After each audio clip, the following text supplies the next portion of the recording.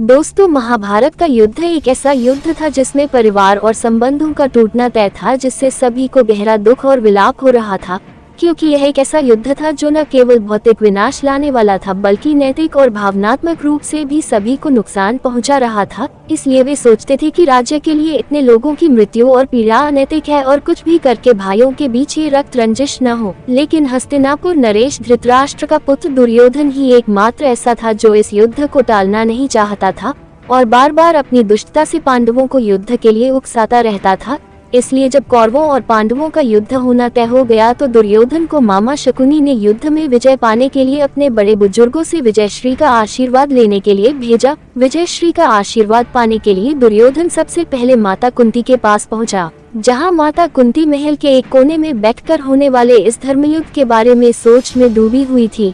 तभी उनके कानों में एक आवाज आई, प्रणाम छोटी माँ। जब माता कुंती ने पलट कर देखा तो पीछे दुर्योधन अपने दोनों हाथ जोड़े खड़ा हुआ था। तब माता कुंती ने दुर्योधन को आशीर्वाद देते हुए कहा, आयुष्मान पुत्र। ये सुनकर दुर्योधन ने कहा कि ये क्या छोटी माँ, मैं तो यहाँ आपसे विजयश्री का आशीर्वाद लेने आया था। तब माता कुंती ने मुस्कुराते हुए दुर्योधन से कहा कि पुत्र, क्या यह आशीर्वाद तुम अपनी माता से ले चुके हो पुत्र? इस पर दुर्योधन ने कहा, नहीं छोटी माँ, वह आपसे पहले मुझे विजयश्री का आशीर्वाद कभी नहीं देगी। फिर माता कुंती ने कहा, तो क्या तुमने पितामह से यह आशीर्वाद ले लिया है पुत्र? तब दुर्योधन ने कहा कि वो तो स्वयं मेरी सेना के प्रधान सेनापति है छोटी माँ, और मैं इसी को उनका आशीर्वाद समझता हूँ। इसके बाद माता कुंती दुर्योधन से पूछती है कि पुत्र, क्या तुम्हें यह आशीर्वाद कुल गुरु कृपाचार्य और गुरु द्रोणाचार्य ने दे दिया है? इस पर दुर्योधन कहता है कि वह दोनों भी तो मेरी सेना के सेनापति ही है छोटी माँ। तब माता कुंती कहती है, और विदुर से पुत्र, क्या वो तुम्हें यह आशीर्वाद दे चुके हैं?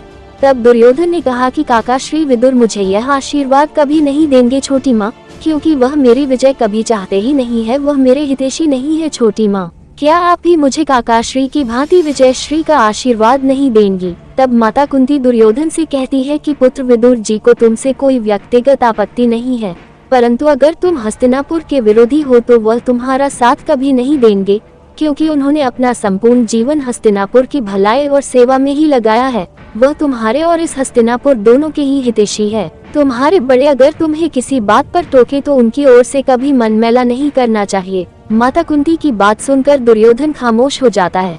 तब माता कुंती दुर्योधन से उसकी खामोशी का कारण पूछते हुए कहती है, तो क्या मैं तुम्हारी इस खामोशी को ये समझूं पुत्र कि तुम हस्तिनापुर के विरोधी हो? इस पर दुर्योधन कहता है कि हस्तिनापुर तो हमारे राज्य की राजधानी है छोटी माँ, तो मैं भला उसका विरोधी कैसे हो सकता हूँ? तब माता कुंती कहती है कि यह हस्तिनापुर केवल राजधानी नहीं है पुत्र, बल्कि यह नगरी तुम्हारी ज्येष्ठ भ्राता के समान है।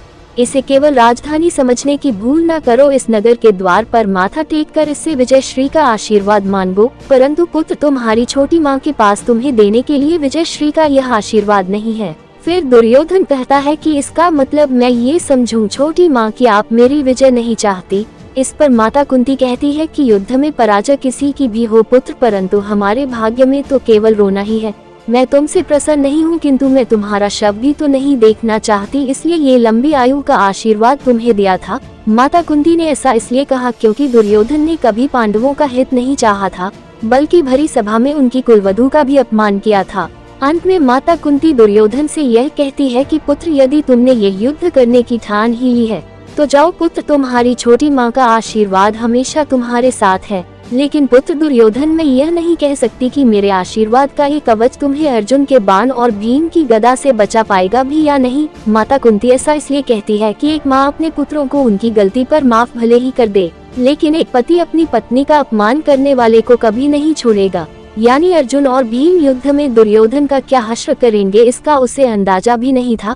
महाभारत के इस प्रसंग से यह बात सिद्ध होती है कि बड़े बुजुर्गों के आशीर्वाद में शक्ति तो होती है, लेकिन कोई भी आशीर्वाद फलित होगा या नहीं ये सब आपके कर्मों पर निर्भर करता है। जहाँ सभी ने पांडवों को विजयश्री का आशीर्वाद दिया था, वहीं दुर्योधन को स्वयं उसकी माता ने विजयश्री का आशीर्वाद देने से इनकार कर दिया था, क्योंकि दुर्योधन जन्म से ही अधर्मी था और पांडव हमेशा से ही धर्म के पद पर थे, इसलिए उसे लंबी आयु का आशीर्वाद भी नहीं बचा पाया। तो दोस्तों, ये था माता कुंती और दुर्योधन का संपूर्ण संवाद। आशा करते हैं आपको वीडियो पसंद आई होगी, तो वीडियो को लाइक करें, शेयर करें और चैनल को सब्सक्राइब करना तो बिल्कुल भी न भूलें। वीडियो को अंत तक देखने के लिए आपका धन्यवाद।